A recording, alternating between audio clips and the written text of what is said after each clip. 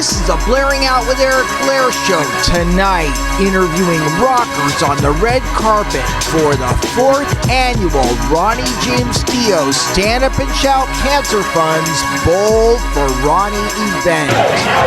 Diva Zappa, the Blairing Out with Eric Blair show. How you doing? I'm good. How are you?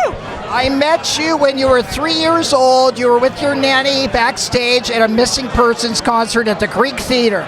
I totally remember. Oh my God. Why is it important for you, the Zappa presence, to be here at the Ronnie James Dio Stand Up and Shout Cancer Fund? It's really important to find a cure and to raise awareness for a devastating disease that affects so many people, and that's why I'm showing up, so that we can find a cure and hopefully one day make it stop. Do you like Ronnie James Dio's music? Do you like Black Sabbath with Dio? Okay, so I don't know any of the music like at all. I should, but I don't. My brother is like massive Dio fan, obsessed, love. So I know that I should love it, and I'm sure that I have heard songs that I absolutely rock out to, but don't know that it is that. I know I'm so sorry. I come from a musical family, and I am so not musically inclined, and I couldn't tell you a Dio song. It's okay. But he does sing about dragons, right? Yes. Okay, good. About killing dragons. Slaying them. Yes. Not killing them. You slay a dragon. He has an album called Killing the Dragon. Oh, really? Yeah. Oh, learning something new. This is amazing. But now you're a fashion designer of sorts. You embroider and I knit and I sew and I make things with my hands. I do a lot of stuff. Yeah, Lori Metcalf. She taught me how to knit. Yeah, she taught you how to knit. Yes. So tell me how that's evolving. I make all sorts of things, but right now, knitting-wise, I'm knitting a scarf that will be a mile long. And I only knit him when I'm present with him. His name is Emilio, after Emilio Estevez, because that's what you do, is you name art pieces after him. But yeah, he's like 400 feet long, and I've been working on this scarf on and off for the last 11, 12 years. It'll take another 15 years to complete. That's my passion in knitting. There's a story that your name, Diva, Frank called you Diva because you had this voice that could just pierce. It was like ear piercing. Yes, I have a very loud voice when necessary, and I can project, and I do. I have a voice, and I actually have been told that I have a beautiful voice that makes people happy when they hear me speak, but I actually don't sing. Could you see yourself fronting a punk band? I mean, I have the clothes for it. I'm interrupting real quick to say that I'm taking my bowling ball upstairs because I'm getting ready. I'm getting ready to bowl, bro. No, just stay here, Getting Ahmet. ready to bowl, bro. Ahmet, just stay here. Don't run away. What do you think Frank would think of you working for Disney? I think it was awesome. He would think it was awesome. But wasn't Frank anti-corporation? It depends on which one it was. I mean, I don't think, Frank was a huge animation lover. So I think in the capacity, certainly that I worked at Disney, as a creator of content, animation and making film and television, I don't think that he would be anti any of that, Bowling for Ronnie. Why is it important to be here? We lost our parents to cancer, and just as a massive Ronnie James Dio fan, he influenced me as a vocalist, as a performer. Knowing Wendy, I work with Wendy. Just on a pure friendship level. Obviously want to show support, but the good that the organization does for cancer awareness and making sure that people have proper testing, and we are trying to do what we can to further cancer research, to find cures, and to create awareness. And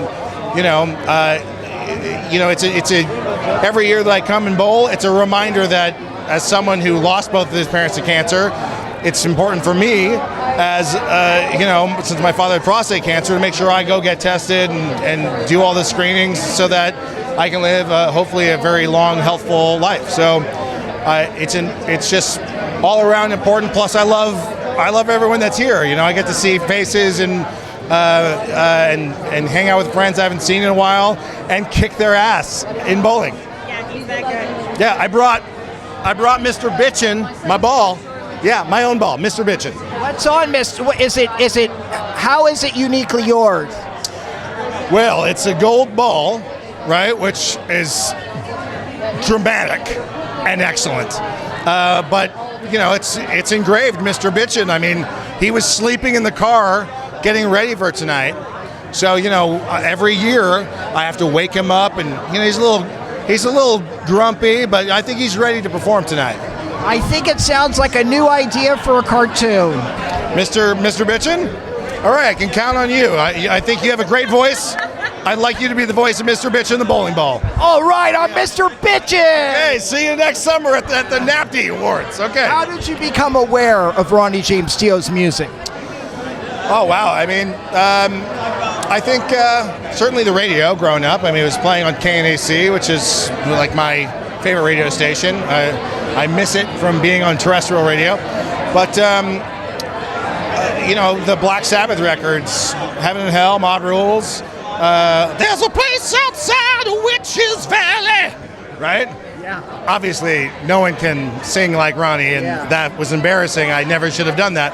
But I mean, his voice, the second I heard it, Man on the Silver Mountain, you know, it's an amazing song. It's an amazing song. I know a song! Yeah. That's a popular, that's a great. It's not a Black Sabbath song, just so we're clear. Okay. It's not on, you know, Heaven or Hell or Mod Rules. Man on the Silver Mountain is off the first Rainbow record. Yeah, bro. You want to do some other deep dive Dio tests? Let's do this. Okay. Let me No, wait. Okay. You do not have the Dehumanizer record, which was the reunion of that version of Black Sabbath in 1992. No, I do not. I do not. You are right. But you know what you don't know? What? Is going backstage, right? Where, first of all, Meatball, his name was Meatball. He was in the audience. It was Motorhead, Dio, Iron Maiden in like Irvine Meadows, all right? I'm at the show to ask Ronnie, like fingers crossed, can I do a cartoon of you, Ronnie? Will you give me permission to let me animate you and do a cartoon? So he said yes. Unfortunately, no one really ever saw this cartoon, but I made a cartoon of Ronnie James Dio, and it's awesome. Where is it? It's in the ether at this point. It was for a project called Metal Wolf, and you can probably find it online. Ronnie James Dio, Lemmy Kilmister, and Rob Halford were the gods of rock, and they lived in their subterranean lair below the rainbow. Awesome. What's next for you? The next for us is we have the Ronnie James Dio hologram tour going back out, and when we announced that we're doing the Bizarre World of Frank Zappa, it's a giant, crazy multimedia, crazy experience. So that's all happening, you know, next year. So You think Frank would be cool with a hologram? Absolutely. Yeah. Absolutely. Not only do we think, we know he would be cool with it because he writes about it in the real Frank Zappa book, chapter 18. I think it's entitled Failure, where he writes about wanting to start a hologram company. Plus, we have lots of audio references of him talking about holograms. He was very interested in new ways to tell stories, new ways to create experiences, concert-going experiences. He originally was trying to find a way that he could stay home and write, but send his hologram out on tour. This is years and years and years and years ago. Do you guys think you'll be working with Dweezil at all?